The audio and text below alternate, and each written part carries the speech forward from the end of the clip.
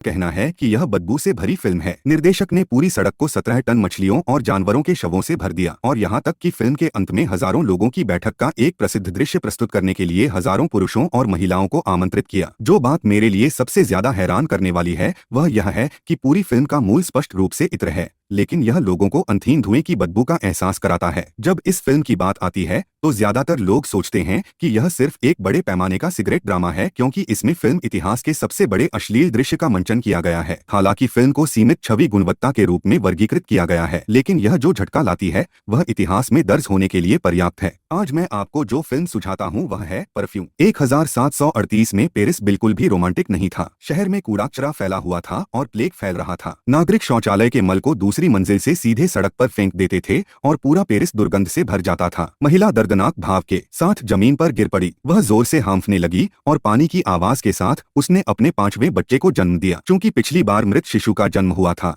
इसलिए उसे इस जन्म की कोई उम्मीद नहीं थी। उसने बस सुन्न होकर शार्प चाकू उठाया और एक नए जीवन की उम्मीद काट दी। बेचारी छोटी बच्ची को दुनिया देखने से पहले ही कूड़े के ढेर में फेंक दिया गया था। हालांकि इस अप्रिय बच्चे में बेहद मजबूत जीवन शक्ति थी। हालांकि उसकी आंखें अभी तक नहीं खुली थीं, लेकिन वह पहले ही गंध के माध्यम से इस गंदी दुनिया को देख चुकी थी। उसकी नाक गुहा में सभी प्रकार की अप्रिय गंध भर गई। थोड़ी देर बाद उसने आंखें खोली और असंतोष से रोने लगी। आसपास के लोगों ने आवाज सुनी और उसकी तलाश की। उन्होंने नवजात शिशु को उसकी आंखों के से देखा और उसकी मां को इस रोने के कारण पाखंडी रैक में भेज दिया गया था, इसलिए ग्रे जन्म के समय अनाथ हो गया। उनके द्वारा पालने में दम घोंटकर मार डाला गया। सौभाग्य से निर्देशक ने इसे समय रहते रोक दिया, इसलिए वह फिर से अपनी जान बचाने में सफल रही। जब वह करीब 5 साल की थी तब भी वह बोल नहीं पाती थी, लेकिन उसकी नाक बेहद संवेदनशील थी। वह न केवल प्रत्येक व्यक्ति की विशिष्ट गंध को सूंघ सकती थी, बल्कि वह गंध से चीजों के अंत की पहचान भी कर सकती थी। वह दर्जनों मीटर दूर तालाब में मेंढकों द्वारा दिए गए अंडों की भी सटीक पहचान कर सकती थी। दुर्भाग्य से यह प्रतिभा उसका उद्धार नहीं बन पाई। डीन ने उसे पशुधन बेचने जैसी कम कीमत पर एक चमड़े के कारीगर को बेच दिया। हालांकि उनके जाने के तुरंत बाद कुछ लुटेरों ने डीन की पिटाई कर दी। इसका अर्थ यह प्रतीत होता है कि जिसने भी उसे त्यागा उसका अंत बुरा होगा। उस समय पेरिस में औसत जीवन प्रत्याशा 35 से 40 वर्ष से अधिक नहीं थी, लेकिन ग्रे, जो समाज में सबसे निचले पायदान पर था, चमत्कारिक रूप से वयस्कता तक जीवित रहा। संयोग से वह एक चर्मकार के साथ एक समृद्ध शहर में गई और तब उसे एहसास हुआ कि गंध इतनी समृद्ध हो सकती है। उसके कदम कमजोर थे और उसकी नाक के पंख धीरे धीरे हिल रहे थे। पहले तो वह बस सावधानी से कोशिश कर रही थी और फिर वह अनियंत्रित धौंकने की तरह तेजी से उठी और गिरी। यह एक सहज और अनियंत्रित उत्तेजना थी,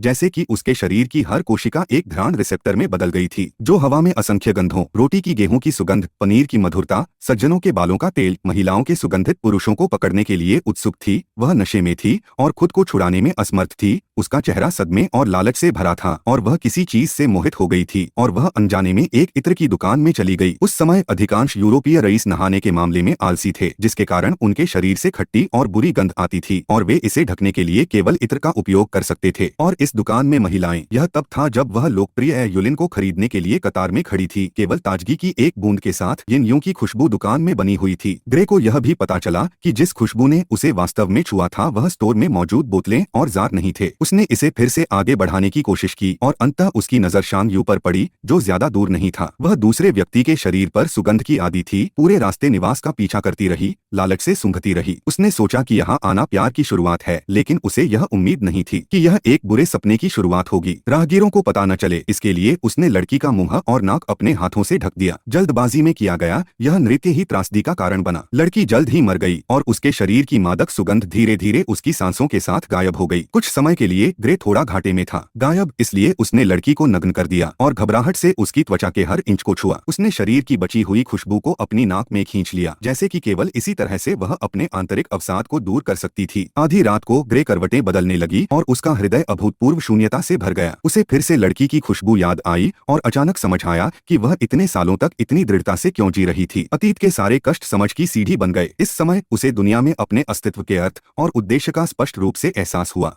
यानी मानव शरीर की गंध को कैसे संरक्षित किया जाए, यह सीखना। हालांकि एक साधारण कार्यकर्ता के रूप में ग्रे को इत्र बनाने से पूरी तरह से अलग कर दिया गया था, जब तक कि सामान वितरित करते समय उसे एक पुरानी इत्र की दुकान नहीं मिली। यहाँ की मालिक बाल्डिनी ने भी कई लोकप्रिय उत्पाद विकसित किए थे और वह एक समय सुर्खियों में थी, लेकिन लव और जीरो की अचानक उपस्थिति ने उसे तुरंत नीचे गिरा दिया। हालांकि उसने हमेशा बेहद अश्लील होने के लिए लव और जीरो की आलोचना की, वह वास्तव में गुप्त रूप से सूत्र का अध्ययन कर रही थी, एक प्रति के साथ वापसी करने की कोशिश कर रही थी। हालांकि वह विचारों से बाहर थी और बार बार असफल रही। जब तक ग्रे सामने नहीं आई तब तक ऐसा नहीं था कि वह दुविधा में एक महत्वपूर्ण मोड़ लेकर आई। उसने स्पष्ट रूप से कहा कि पेरिस में उसकी नाक सबसे संवेदनशील है और वह पूरी दुनिया की गंध को पहचान सकती है। इसलिए उसने पारंपरिक इत्र बनाने की तकनीक को पूरी तरह से नजरअंदाज करते हुए इत्र निर्माता की प्रश्नवाचक और तिरस्कारपूर्ण नजरों के तहत शांति से प्यार और शून्य का मिश्रण किया। चुने हुए मसालों को एक एक करके कंटेनर में डालें और उन्हें धीरे धीरे हिलाएं। इत्र बनाने वाले ने भौहें सिकोड़ लीं, लेकिन ढक्कन खोलने के बाद यह वास्तव में गंध थी। उसने खोजा और मसालों का एक गुच्छा पाया, लेकिन जब मिश्रण पूरा हो गया और परीक्षण के परिणामों का परीक्षण किया गया तो इत्र निर्माता ने अचानक अपना चेहरा बदल लिया और उसे बाहर निकाल दिया। ग्रे हैरान था। वह कैसे जान सकता था कि इत्र बनाने वाले का प्रतीत होने वाला अनुचित व्यवहार वास्तव में उसकी अंतिम गरिमा की रक्षा कर रहा था। आंतरिक संघर्ष, अंतः जिज्ञासा का कोई मुकाबला नहीं था। आखिरकार इत्र वाले ने इत्र की बोतल खोली। एक नजर के बाद ही उसके पूरे शरीर और मन पर खुशबू का कब्जा हो गया, मानो वह दुनिया से अलग एक अद्भुत दुनिया में आ गई हो। हालांकि वह इसे स्वीकार करने में अनिच्छुक थे, लेकिन यह कहना पड़ा कि ग्रे वास्तव में एक इत्र प्रतिभा थे। एक सुबह इत्र विक्रेता जल्दी से चमड़े के कारखाने में गया और मालिक से 10 गुना कीमत पर ग्रे नकद गाय खरीदी, और यह सब ग्रे की योजना के अंतर्गत था। चमड़े का काम करने वाले मालिक को अप्रत्याशित रूप से दंडित किया गया था और वह स्वाभाविक रूप से अपने दिल में खुश था, लेकिन वह नहीं जानता था कि जिसने ग्रे को छोड़ दिया वह वास्तव में था। जैसे ही अंधेरा हुआ वह पानी में गिर गया और डूब गया। जब से ग्रे इत्र की दुकान में आया है, विभिन्न गर्म उत्पाद लगातार उभर रहे हैं। अतीत में दरवाजे पर लुओ शिव वाली दुकान रातों रात कमजोर हो गई, जिससे पेरिस के रईस यहाँ आने के लिए आकर्षित हुए। बदले में परफ्यूमर ने ग्रे को वे सभी परफ्यूम तरीके सिखाए जिनका कई वर्षों से पालन किया जा रहा है। सामान्यतः इत्र अधिकतर 12 मसालों से मिलकर बनता है,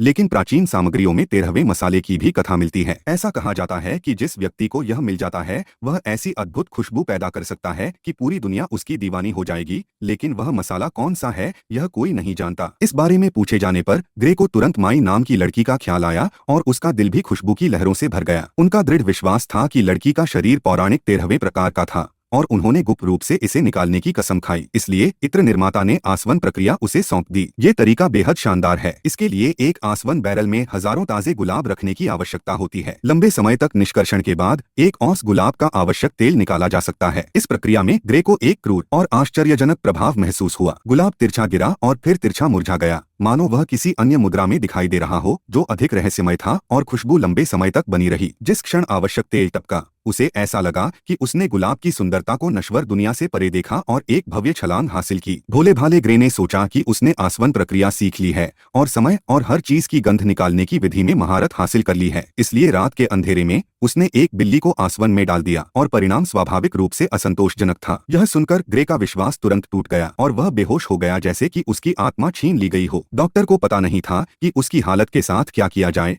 लेकिन उसने निष्कर्ष निकाला कि वह महीने के अंत तक जीवित नहीं रहेगा। उसने अभी अभी जीवन की मिठास का स्वाद चखा था, तो वह पिछली दुर्दशा में लौटने को कैसे तैयार हो सकता था। जीवित रहने के लिए ग्रे की इच्छा को जागृत करने के लिए वह केवल सुगंध को संरक्षित करने का एक और तरीका समाप्ति विधि कह सकता था। हालांकि यदि आप यह विधि सीखना चाहते हैं तो आपको इत्र की पवित्र भूमि ग्रास जाना होगा। यह समाचार पाकर ग्रे की आंखें फिर से जीवंत हो उठीं। केवल एक रात के बाद उसने चमत्कारिक ढंग से अपनी जीवन शक्ति पुनः प्राप्त कर ली। उसका हृदय आगामी यात्रा की लालसा से भर गया, लेकिन लालची इत्र निर्माता उसे इतनी आसानी से कैसे जाने दे सकता था। केवल जब ग्रे 100 परफ्यूम फॉर्मूले छोड़ने के लिए सहमत हुआ तो उसने अनिच्छा से हार मान ली। परफ्यूमर को लगा कि उसने बहुत पैसा कमाया है। मृत्यु अप्रत्याशित है। जिस रात ग्रे चला गया उसकी इत्र की दुकान ढह गई और उसके साथ 100 फॉर्मूले खंडहर के नीचे दब गए। ग्रास के रास्ते में ग्रे को अचानक एहसास हुआ कि वह अलग था। उनके सामान्य ज्ञान में दुनिया में हर चीज की अपनी गंध होती है जो आत्मा के निशान की तरह अद्वितीय और अपूरणीय होती है, लेकिन अब उससे गंध का कोई निशान नहीं निकल रहा था। इस अचानक कमी ने उसे भारी नुकसान और घबराहट में डाल दिया,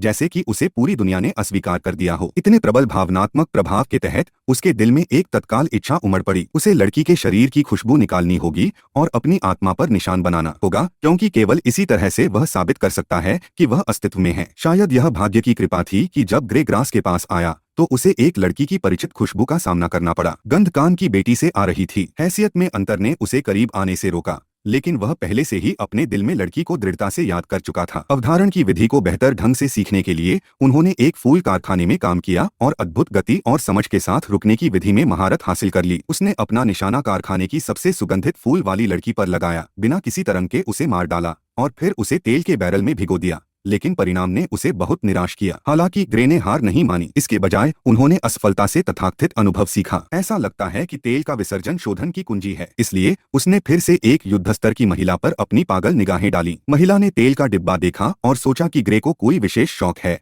लेकिन जब उसने चाकू निकाला तो महिला शांत नहीं रह सकी। ग्रे की आंखें अचानक बहुत भयंकर हो गईं। सबसे साधारण खेल खेल रही थीं, लेकिन उन्होंने कभी नहीं सोचा था कि यह खेल उनकी जान ले लेगा। दो लोगों के शरीर की अनोखी खुशबू एक बंदी आत्मा की तरह अंततः ग्रे की बोतल में छिपी हुई थी, और ग्रे ने धूप को परिष्कृत करने की इस पापपूर्ण यात्रा में एक और अद्भुत खोज भी की। उसने जो सुगंध निकाली उसमें वास्तव में मानव स्वभाव को नष्ट करने की एक अजीब शक्ति वाली सुगंध थी। चिड़चिड़े जनमत संग्रह का इससे थोड़ा सा दाग लग गया था और फिर वह नरम हो गए और सामान्य के बारे में सोचने लगे। इसके बाद के दिनों में और अधिक लड़कियां मर गईं। शहर की सड़कों पर एक के बाद एक कटी हुई लाशें दिखाई देने लगीं। उनके शरीर पर कोई चोट के निशान नहीं थे, उत्पीड़न के निशान तो दूर की बात है। एक ही बात समान थी कि वे सभी सुंदर थे और रसोइये थे। हर किसी को समझ नहीं आया कि हत्यारे का इरादा क्या था, लेकिन यह निश्चित था कि इस विकृत को सुंदरता इकट्ठा करना पसंद था। इस त्रासदी को दोबारा होने से रोकने के लिए पूरे शहर में कर्फ्यू लगा दिया गया था और बेटियों वाले परिवारों ने किसी को भी आने से रोकने के लिए दरवाजों और खिड़कियों पर कड़ी नजर रखी थी। हमला करने का अवसर न मिलने पर ग्रेग ने अपने पंजे मठ की ओर बढ़ा दिए और एक युवा नन चुपचाप मर गई। इस निंदनीय अत्याचार ने पूरे शहर को फिर से दहशत में डाल दिया। आर्चबिशप गुस्से में था। उसने हत्यारे की निंदा की और वादा किया कि जब तक वह शैतान को पकड़ लेगा वह उसे टुकड़ों में काट देगा। इस समय ग्रे महल से केवल एक कदम की दूरी पर था। जब तक उसने लड़की की खुशबू की आखिरी बोतल निकाली वह महान शीर्ष परफ्यूम बना सकता था, और अंतिम उम्मीदवार अर्ल की बेटी पॉल थी। उससे निकलने वाली गंध वही थी जो शुरुआत में धीमी स्वभाव वाली लड़की की थी, जो उसके दिमाग में इत्र के फार्मूले का अंतिम स्पर्श था। हालांकि जैसे ही वह शुरू करने वाली थी उसने पाया कि पॉल की गंध धीरे धीरे दूर होती जा रही थी। यह पता चला कि अर्ल को एहसास हुआ कि शहर खतरे में है और वह अपनी बेटी को सुरक्षित स्थान पर ले जाना चाहता था। लेकिन अप्रत्याशित रूप से ग्रे अभी भी शहर से बाहर पॉल की गंध का पीछा कर रहा था। उसी समय गोंगटू को ग्रे की कार्यशाला में महिलाओं के बाल और कपड़ों का ढेर मिला। हाल ही में हुई सिलसिलेवार हत्याओं के बारे में सोचकर उसने तुरंत पुलिस को सूचना दी। अधिकारियों और सैनिकों ने तुरंत ग्रे को गिरफ्तार कर लिया, लेकिन इस समय वह व्यक्ति पहले ही दर्जनों मील दूर एक होटल में पहुंच चुका था। यहीं पर बोअर रहता था और कमरे के प्रवेश द्वार पर कई खूंखार कुत्ते पहरा देते थे। दुर्भाग्य से ग्रे शरीर की गंध के बिना पैदा हुआ था और बिना देखे ही कमरे में घुस गया। वह बिस्तर के पास खड़ा था, चुपचाप बिस्तर पर बोअर को घूर रहा था। उसकी आंखें रुग्ण जुनून से भरी हुई थीं। ग्रे की नजर में सुंदर और प्यारी बोअर एक परी की तरह थी, दुनिया में सबसे सुंदर अस्तित्व। लेकिन बेरहम साल अंततः इस सुंदरता को गायब कर देंगे। इसे सुगंध बनाकर ही यह शाश्वत हो सकता है। एक दर्जन से अधिक निर्दोष जिंदगियों को मारने के बाद